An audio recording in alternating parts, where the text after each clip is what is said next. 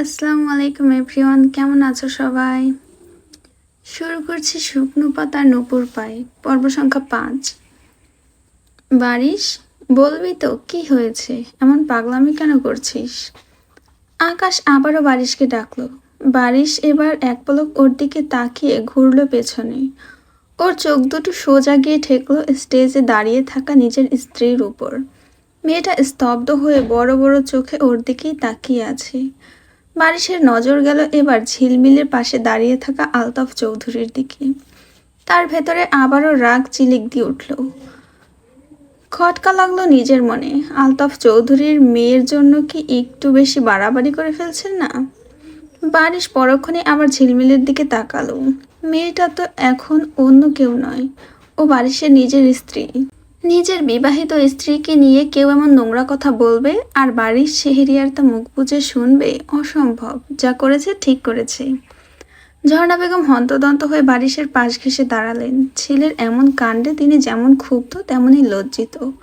কড়া গলায় বললেন, জারিফ কি এমন অন্যায় করেছে যে ওকে এরকমভাবে সবার সামনে মারতে হলো?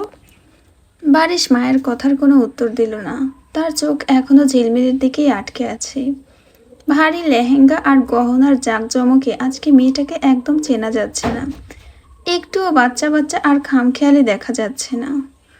ছেলের কোনো সাড়া শব্দ না পেয়ে ঝর্ণা বেগম আবারও ডেকে উঠলেন, তরঙ্গ, কিছু জিজ্ঞেস করছি তোমায়, উত্তর দাও। চোখ ফিরিয়ে মায়ের দিকে তাকালো বারিশ। ওর চোয়াল এখনো শক্ত।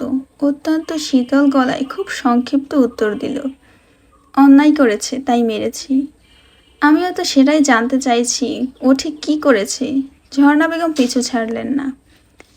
তুমি আমার কাছে কৈফিয়ত চেও না আম্মা। আমি অন্তত এই বিষয়ে কাউকে কোনো জবাবদিহিতা করতে পারবো না, অবাধ্য স্বরে বলল বারিশ। কথাটা শেষ করেই সে ধীর স্থির পায়ে আবার স্টেজের দিকে চলে এলো। নিজের ভেতরের সবটুকু ঝড় আড়াল করে ফেলল সে। একদম স্বাভাবিক, শান্ত ও ভদ্র মুখ করে আমন্ত্রিত মেহমানদের সাথে এমনভাবে কথা বলতে শুরু করলো যেন একটু আগে এখানে কিছুই ঘটেনি। নূরজাহান চৌধুরী বারিশের দিকে একটু এগিয়ে এসে নিচু স্বরে জিজ্ঞেস করলেন, হঠাৎ কি হয়েছে বারিশ? বারিশ মেহমানদের দিকে তাকিয়ে ঠোঁটে একটা আনুষ্ঠানিক মৃদু হাসি বজায় রেখেই দাদি শাশুড়ির দিকে আর চোখে তাকিয়ে একদম মৃদু আওয়াজে বলল, এটা নিয়ে আর কোনো প্রশ্ন না করাই ভালো দাদিমা। নূরজাহান চৌধুরী আর কথা বাড়ালেন না। ঝিলমিলের কোলে থাকা 3 বছরের জিহান বারিশকে স্টেজে আসতে দেখেই খিলখিল করে হাসছে। ছোট্ট 2 হাত বাড়িয়ে বারিশের দিকে প্রায় ঝুঁকে পড়েছে, আধো আধো গলায় ডেকে উঠল, বালিশ চাচ্চু, কোলে নাও। মুহূর্তের মধ্যে স্টেজের উপর উপস্থিত সবাই পুরো থতমত খেয়ে গেল। ঝিলমিল নিজেও বড় বড় চোখ করে তটস্থ হয়ে বারিশের প্রতিক্রিয়ার দিকে তাকিয়ে রইল। অবশ্য বাচ্চাটার আর কি দোষ? বারিশ আর আকাশ বিদেশ থেকে ফেরার পর চৌধুরী বাড়িতে বারিশ যতবার গিয়েছে, বাড়ির বড়রা তো ওকে এই বলেই পরিচয় করিয়ে দিয়েছে, আকাশের সাথে সাথে বারিশ ও জিহানের চাচ্চু। তাই এই দুইজনকে একই পাল্লায় মাপে সে। তবে বাকিরা থতমত খেলেও এই কাণ্ডে আলতাফ চৌধুরী মনে মনে বেশ আনন্দ পেলেন। বারিশকে ছোট করার সুযোগ হাতছাড়া করতে চাইলেন না তিনি। বারিশ আর চোখে আলতাফ চৌধুরীর সেই মিটিমিটি হাসির দিকে তাকিয়ে নিজের মুখটা আরও গম্ভীর করে ফেলল। তারপর আবার জিহানের দিকে তাকিয়ে নিজের রাগ সামলানোর চেষ্টা করল। ঝিলমিলের কোল থেকে জিহানকে নিজের পেশিবহুল 2 হাতে তুলে নিতে নিতে বেশ কড়া গলায় বলল, চাচ্চু নয় জিহান, ভাইয়া বলো, দুলা ভাই।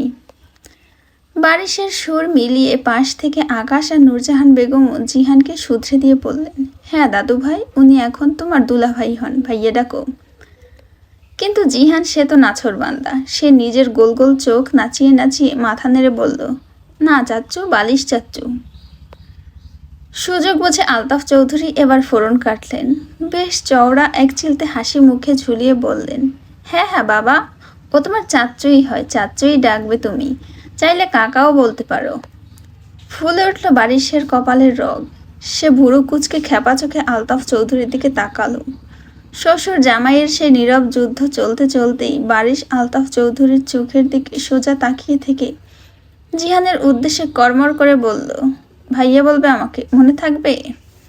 জিহান বারিশের রাগ বা গম্ভীর মুখের তোয়াক্কাই করল না।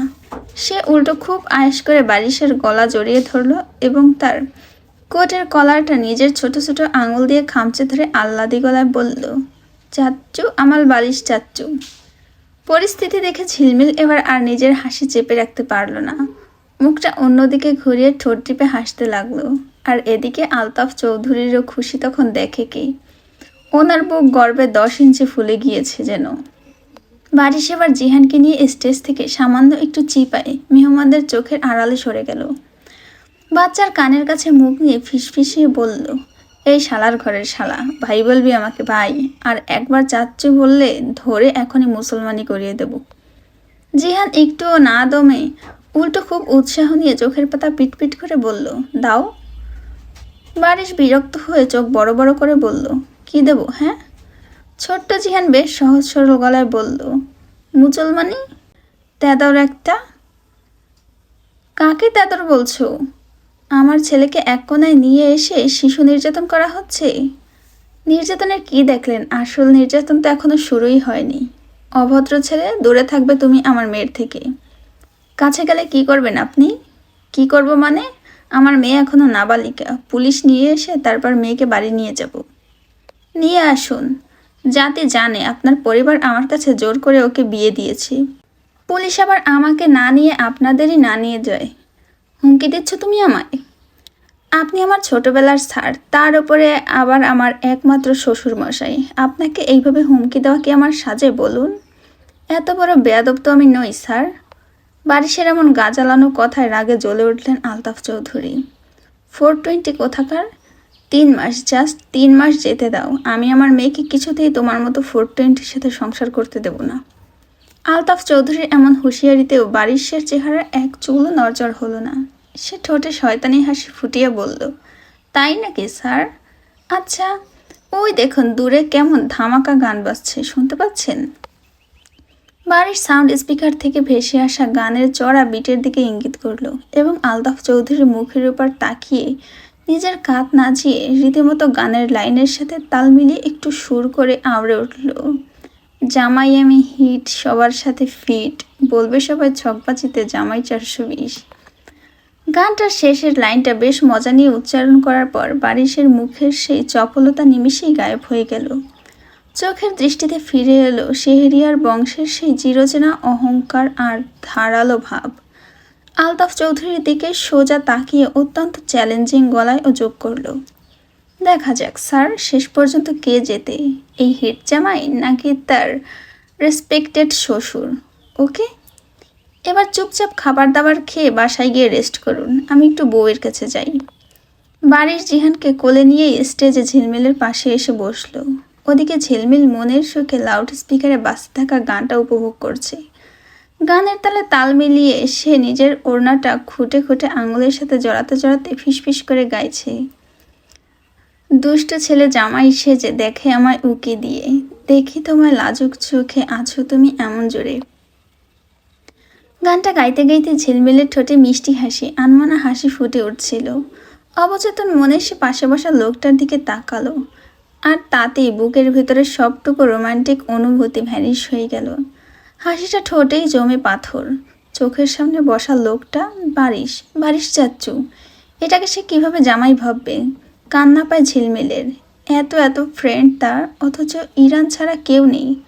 কত শত রঙিন স্বপ্ন ছিল তার নিজের বিয়ে নিয়ে, নাচবে, গাইবে, বান্ধবীদের নিয়ে হই হুল্লোড় করবে। অথচ জীবনের সব থেকে স্পেশাল দিনে সে কিনা একটা হিটলারের পাশে পুতুল সেজে বসে আছে। ঝিলমিলের ইচ্ছে করলো এখনই এইসব ছেড়ে ছুড়ে ফেলে দিয়ে চিৎকার করে কেঁদে উঠতে, সব ওই জিরাফের জন্য। না হলে সে জীবনেও দাদিমার কথায় রাজি হতো না। ঝর্ণা বেগম নূরজাহান চৌধুরীর কাছে এসে দাঁড়ালেন। যেই মানুষটাকে এতদিন আপা বলে ডেকে এসেছে, আজ তাকে অন্য কোনো সম্পর্কে ডাকতে গিয়ে ওনার গলা আটকে আসছে। ভেতরে চাপা ক্ষোভ উগরে দিয়ে ঝর্ণা বেগম বললেন, তুমি কিভাবে এমন একটা কাজ করতে পারলে? নূরজাহান চৌধুরী নিজের শাড়ির আঁচলটা ঠিকঠাক করতে করতে অত্যন্ত ঠান্ডা গলায় বললেন, কি করেছি আমি? আমি তোমার মেয়েকে চেয়েছিলাম, নাতনিকে নয়। কোথায় আমার ছেলের বউ হওয়ার কথা ছিল তোমার ম্যাচিউড মেয়েটার, আর তুমি তার জায়গায় বসিয়ে দিলে এইটুকু একটা বাচ্চাকে। নূরজাহান চৌধুরী তখন বললেন, তখন ওই পরিস্থিতিতে চৌধুরী বংশের সম্মান রক্ষা করাই আমাদের একমাত্র কাজ ছিল। বিয়ে ভাঙলে আমাদের সাথে সাথে শেহরিয়ারদের মুখও পুড়তো, তা তো তুমি বেশ ভালোই জানো। তাই বলে তুমি পুরো সম্পর্কটাই এভাবে ওলটপালট করে দেবে? বছরের পর বছর ধরে যে প্রতিবেশী সুলভ একটা সুন্দর সম্পর্ক আমাদের দুই পরিবারের মধ্যে রয়েছে, তা এক পলকে তুমি এইভাবে বদলে ফেললে। এখন তো আমি তোমাকে ঠিকঠাকভাবে ডাকতেও পারছি না, কি বলে ডাকবো তোমায়? নূরজাহান চৌধুরী একটা দীর্ঘশ্বাস ফেলে অন্যদিকে মুখ ঘুরিয়ে নিলেন। এইসব ঘেটে এখন আর কোনো লাভ নেই, যা হওয়ার তা হয়ে গিয়েছে। কিচ্ছু হয়ে যায়নি। আমি এই গোজামিল দেওয়া সম্পর্ক মোটেও মানি না। এই বিয়ের অনুষ্ঠান মিটতে দাও, আমি খুব দ্রুতই ওদের ডিভোর্সের ব্যবস্থা করব। আমার ছেলেকে এই খামখেয়ালি মেয়ের সংসার করতে আমি দেব না। নূরজাহান চৌধুরী ঠোঁটের কোণে একটু রহস্যময় হাসি ফুটিয়ে বললেন। তিনি বারিশের জেদ আর একরোখা স্বভাব খুব ভালো করেই লক্ষ্য করেছেন। তিনি ঝর্ণা বেগমের চোখের দিকে তাকিয়ে সোজাসুজি বললেন, ডিভোর্স করাবে? বেশ তো, করাও। আমার নাতনিকে নিয়ে ভেবো না, আগে নিজের ছেলেকে মানাও। তোমার ছেলে যদি এই ডিভোর্সে রাজি হয় তবে করিয়ে দিও ডিভোর্স। রিসেপশনের সব আনুষ্ঠানিকতা শেষ করে ঝিলমিল চেয়েছিল অত্যন্ত একটা দিনের জন্য হলেও নিজের বাড়ি যেতে, কিন্তু বারিশ তাতে কোনোভাবেই রাজি হয়নি। একই সাথে নূরজাহান চৌধুরীও ঝিলমিলকে চৌধুরী বাড়িতে ফিরিয়ে নেওয়ার জন্য প্রস্তুত ছিলেন না। বিয়েটা এমনিতেই একটা ঝড় ঝামলার মধ্যে দিয়ে হয়েছে, তাই এই মুহূর্তে নাতনিকে আবার বাপের বাড়ি ফিরিয়ে আনা তিনি মোটেও ঠিক মনে করেননি। ওখানেই ওর থাকা উচিত বলে সিদ্ধান্ত নেন। শেষ পর্যন্ত তারা ঝিলমিলকে শেহরিয়ার ভিলাতেই রেখে তারা নিজেদের বাড়িতে চলে যায়। আমি বুঝতে পারছি না, আপনি মনে হয় খুব সহজে এই বিয়ে মেনে নিচ্ছেন। আপনি তো রাজিই ছিলেন না। রুমে পা দিতেই ঝিলমিল নিজের ভেতরে তৈরি হওয়া ধোঁয়াশা নিয়ে বারিশের মুখোমুখি দাঁড়িয়ে প্রশ্ন ছুড়ে দিল। বারিশ তখন কোটের বোতাম খুলছিল। বারিশ হাত থামিয়ে অত্যন্ত শান্ত চোখে ওর দিকে তাকালো, বলল, না মানার তো কিছু নেই। আর তুমি তো সব মেনে নিয়েই বিয়ে করেছো। আগে থেকে পছন্দ করতে নাকি আমায়? ঝিলমিল তড়িৎ গতিতে মুখ কুঁচকে তীব্র অসম্মতি জানিয়ে বলল, প্রশ্নেই আসে না। আমি জারিফকে জ্বালানোর জন্য রাজি হয়েছি। কি বললে? বারিশের চোখের চাউনি এক পলকে উধাও হয়ে গেল। জিভ কাটল মেয়েটা, আমতা আমতা করে বলল, না না মানে। বারিশ ওর দিকে একদম এগিয়ে আসতে আসতে বলল, বলো, আমার বিয়ে করতে এত সহজে কেন রাজি হলে? কেন আবার? দাদিমার আদেশ ছিল। বারিশকে এত কাছে আসতে দেখে ঝিলমিল ঘাবড়ে গিয়ে পেছাতে লাগলো। তুমি যে কত বাধ্য মেয়ে তা আমার খুব ভালোভাবে জানা আছে। ওর প্রতিটা পদক্ষেপের সাথে দূরত্ব কমিয়ে আনলো বারিশ। বলো, কেন রাজি হলে?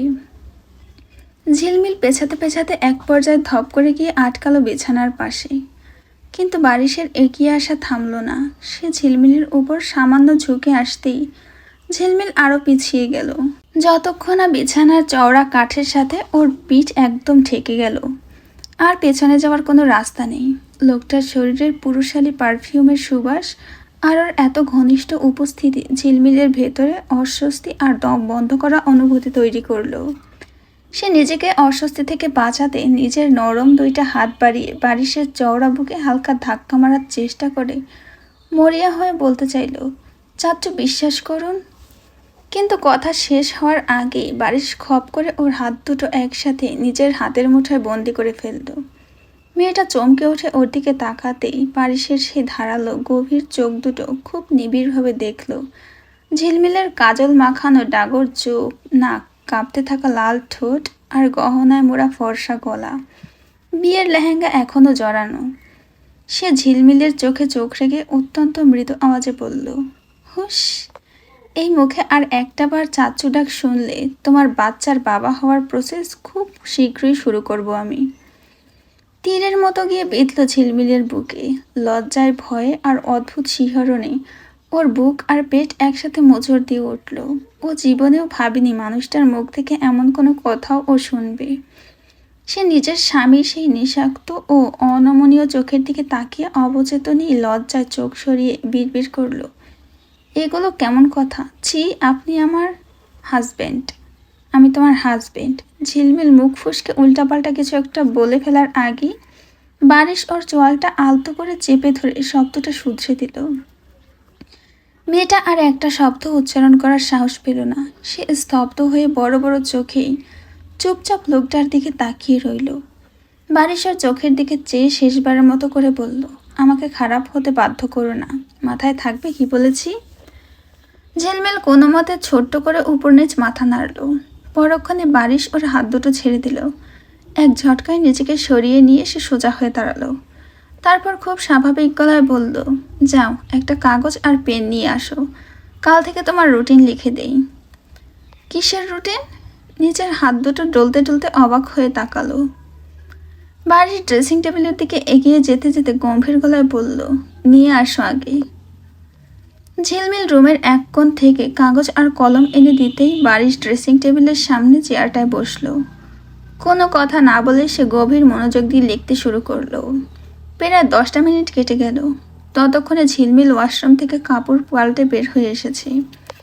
ও বের হতেই বারিশ হাতের কলমটা থামালো, কাগজটা ঝিলমিলের দিকে বাড়িয়ে দিয়ে একদম শটান গলায় বলল, কাল সকাল থেকে এই রুটিনটা অক্ষরে অক্ষরে ফলো করবে, এখন ঘুমিয়ে পড়ো।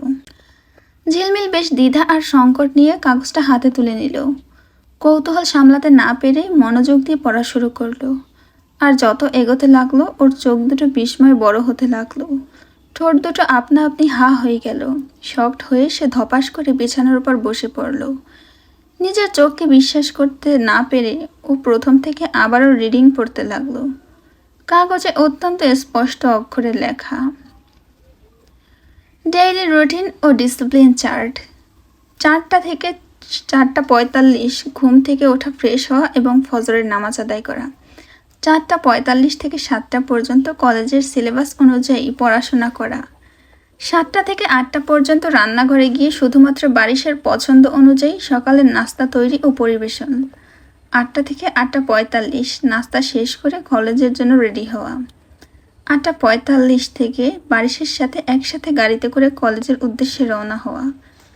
2:30 থেকে 3:30 কলেজ থেকে ফেরা, চেঞ্জ করে বারিশের ব্যবহৃত কলেজের পোশাক নিজ হাতে পরিষ্কার করা। ওয়াশিং মেশিন ব্যবহার করা নিষেধ। 3:30 থেকে 4:30 বারিশের জন্য দুপুরের লাঞ্চ স্পেশালভাবে তৈরি করা।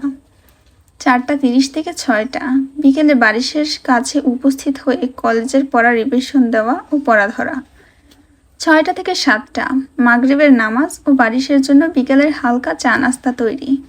7টা থেকে 10টা বারিশের দেওয়া সমস্ত হোমওয়ার্ক ও অ্যাসাইনমেন্ট কমপ্লিট করা। 10টার পরে রাতের খাবার খেয়ে সোজা বিছানায় যাওয়া।